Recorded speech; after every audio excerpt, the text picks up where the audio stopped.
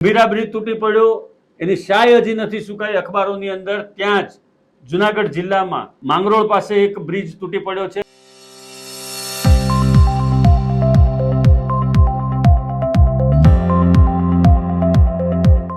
નમસ્કાર દર્શક મિત્રો, હોટલાઇન ન્યૂઝમાં આપનું સ્વાગત છે. એક ટેન્ડર બહાર પડે છે 25 કરોડનું, અને એ 25 કરોડના રોડ રસ્તાના કામનું ટેન્ડર મંજૂર થાય છે 20 કરોડમાં.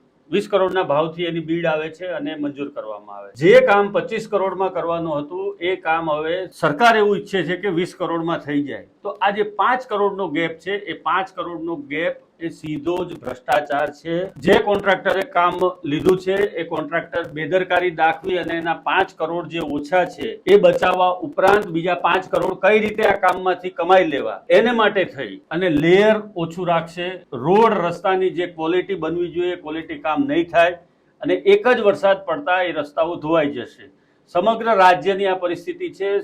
સમગ્ર રાજ્યની મહાનગરપાલિકાઓના રસ્તા હોય કે ગામની સડક હોય કે પછી નેશનલ હાઈવેના કોઈ પણ રોડ હોય, કોઈ પણ રોડ રસ્તા ચોમાસામાં ગુજરાતની અંદર સલામત નથી રહેતા. એનું સૌથી મોટું કારણ છે ભ્રષ્ટાચાર.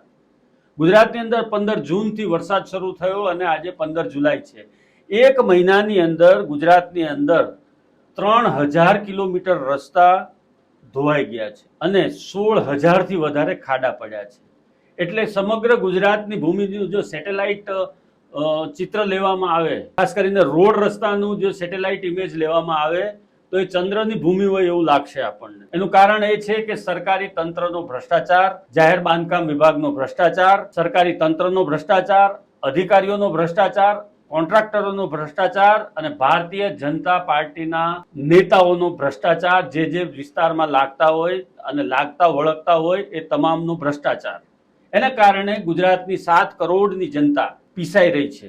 ખાડાઓને કારણે અકસ્માત થાય છે, ખાડાઓને કારણે ઘણી વખત લોકોના હાડકા ખોખરા થાય છે, વાહનો ખરાબ થાય છે. આ બધા ઉપરાંત અમૂલ્ય માનવ જીવન પણ અકસ્માતમાં હોમાઈ જાય છે એ આ ખાડાને કારણે. તમે 70-80 કિલોમીટરની ઝડપે હાઈવે ઉપર જતા હો અને 1.5-2 ફૂટનો ખાડો આવી જાય અથવા 1 ફૂટનો ખાડો આવી જાય તો ગમે તેવો ડ્રાઈવર હોય, ગમે તેવી ગાડી હોય, એ પલટી જાય અથવા તો એનું આજુબાજુના કોઈ વાહન સાથે અકસ્માત. મુખ્યમંત્રી આગળ આવ્યા અને એમણે ગાંધીનગરથી ઓર્ડર છોડ્યો કે તમામ રોડ રસ્તાઓ 24 કલાકમાં રિપેર થઈ જવા જોઈએ. તમામ રોડ રસ્તાઓ રિપેર કરવા માટે થાળી તગારા વાટકા લઈને લોકો રસ્તા ઉપર ઉતરી પડ્યા. કોન્ટ્રાક્ટરોને પણ એમ થયું કે હવે સરકાર ગરમ થઈ છે, પરંતુ આ બધી ગેસ વગરની સોડા છે આ સરકારમાં, એ લોકોથી કંઈ જ નહીં થાય. એટલે કશું જ થયું નથી અને રોડ રસ્તાના થીગડા મારવામાં આવ્યા છે. થીગડા શા માટે? એ કોન્ટ્રાક્ટરના કાન પકડીને, કોલર પકડીને તમે શા માટે એની પાસે રોડ રસ્તા નવેસરથી પ્રોપર ગુણવત્તાવાળા નથી બનાવડાવતા? અને રોડ રસ્તા બન્યા પછી એની ક્વોલિટીનું ચેકિંગ કેમ નથી થતું? આ બહુ ગંભીર બેદરકારી છે. આ તમારા ભ્રષ્ટાચારની ચાડી ખાય છે આ તૂટેલા રોડ રસ્તાઓ.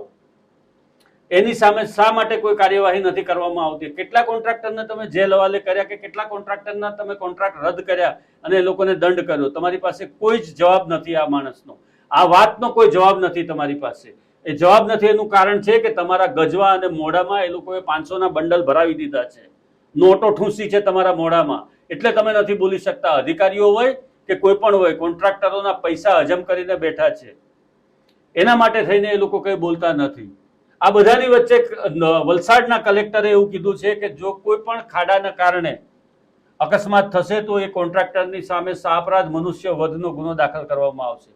માત્ર વલસાડની વાત નથી, સમગ્ર ગુજરાતની અંદર આ કાયદો લાગુ પડવો જોઈએ અને તમામ કલેક્ટરોએ આ પ્રકારની, કમિશનર કલેક્ટરોએ આ પ્રકારનું જાહેરનામું બહાર પાડવું જોઈએ. તો આ કોન્ટ્રાક્ટરો દોડતા થશે અને તરત જ રોડ રિપેરિંગના અને રસ્તા રિપેરિંગના કામ શરૂ કરશે. જ્યાં સુધી ભ્રષ્ટાચારીઓ ઉપર અંકુશ મૂકવામાં નહીં આવે, જ્યાં સુધી ખાયકી ઉપર અંકુશ મૂકવામાં નહીં આવે, ત્યાં સુધી ગુજરાતની પ્રજાએ દર વર્ષે 2-4 ઇંચ, 6 ઇંચ કે 10 ઇંચ વરસાદ પડે એમાં રોડ રસ્તા ધોવાઈ જાય, ખાડા પડે, ભૂવા પડે, એની વચ્ચે જ જીવતા શીખવાનું છે. અને આની વચ્ચે જ જીવતા શીખવાનું છે અને આને વચ્ચે જ તમારે જીવતા ઓફિસ અથવા તો ઘરે પહોંચવાનું છે. એ વસ્તુ ચોક્કસપણે યાદ રાખવી જોઈએ.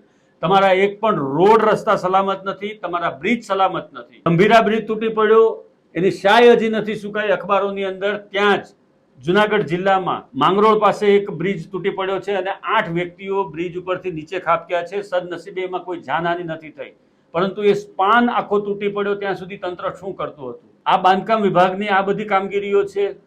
લોકોની સુખાકારી માટેની તમે આ કામગીરી કરો છો, આવા પ્રકારની કે તમારા બ્રિજના સ્પાન તૂટી પડે ત્યાં સુધી તમને ખબર નથી પડતી, જર્જરિત અવસ્થામાં આવી ગયેલા બ્રિજના વિશે તમારી પાસે કોઈ જ માહિતી નથી. તમામ સ્તરે ભ્રષ્ટાચાર ચાલી રહ્યો છે અને રોડ રસ્તાના કામોમાં પણ ભયંકર ભ્રષ્ટાચાર ચાલી રહ્યો છે. અને ડામર ખાઈને જીવતા ભ્રષ્ટાચારીઓ, જીવડાઓ, ભ્રષ્ટાચારી જીવ કયા ભાવમાં છૂટશો તમે એ તમારો ઈશ્વર જાણે. બાકી જે પ્રમાણે ગુજરાતનું તંત્ર અત્યારે ચાલી રહ્યું છે અને જે પ્રમાણે સરકારની કામગીરી ખાડામાં ગઈ છે એ જ રીતે ગુજરાતના રોડ રસ્તા પણ ખાડે ગયા છે અને એનું કામ કરનારા કોન્ટ્રાક્ટરોની તો નીતિ જ ખરાબ છે, ખોરીદાન જ છે લોકોની. એ લોકોને કામ કરવું જ નથી. કોઈ કાન આંબળે ત્યારે એને કામ કરવાનું મન થાય છે અને એ પણ ઉપર લીપાપોતી કરીને જતા રહે છે. 2 થીગડા માર્યા હાઈવે ઉપર અને નીકળી ગયા અને કામ થઈ ગયું, ફોટા અપલોડ કરી દીધા અને બતાવી દીધું. આ રીતે નહીં ચાલે ગુજરાતની અંદર. તમે વિચાર કરો કે 3000 કિલોમીટરના રસ્તાઓ ધોવાઈ જાય એટલે તમે અહીંયાથી એક વખત તમે 1500 કિલોમીટર કચ્છ જાઓ અને કચ્છથી પાછા સુરત આવો એટલા રસ્તાઓ ધોવાઈ ગયા છે.